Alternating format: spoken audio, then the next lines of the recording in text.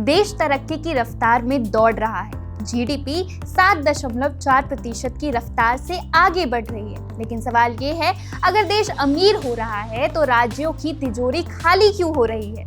क्या विकास का फायदा सब तक पहुंच रहा है या कहीं ना कहीं ये सिस्टम में एक दरार है? नमस्कार, मैं हूं संध्या और आप देख रहे हैं वन इंडिया हिंदी। आज हम बात करेंगे उस मुद्दे की जो सीधे आपके राज्य, आपके शहर, आपकी जिंदगी से जुड़ा है। केंद्र और राज्यों के बीच पैसों की खींचातानी। देश की अर्थव्यवस्था को लेकर केंद्र सरकार काफी आश्वस्त नजर आ रही है।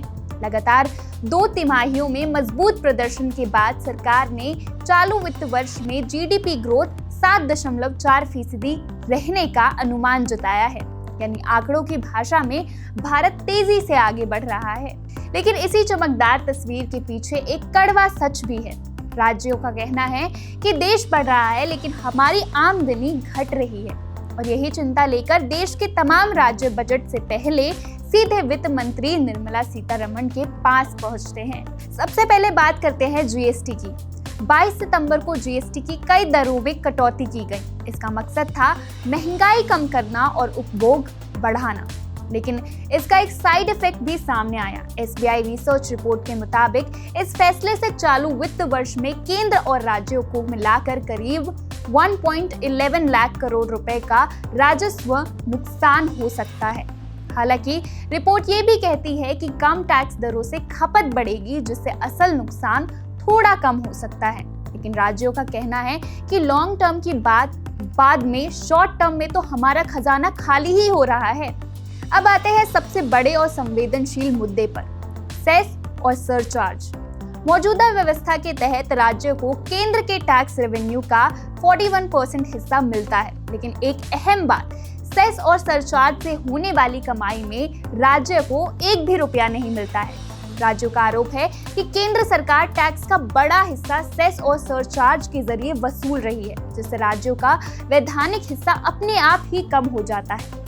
इसलिए राज्यों ने साफ मांग रखी, हमें सेस और सरचार्ज में भी हिस्सा चाहिए। राज्यों की एक और बड़ी शिकायत है केंद्रीय योजनाएं। कई योजनाओं में राज्य को अब पहले से ज्यादा पैसा लगाना पड़ रहा है। यानी योजना केंद्र की, नाम भी केंद्र का, लेकिन खर्च का बड़ा हिस्सा राज्यों की जेब का।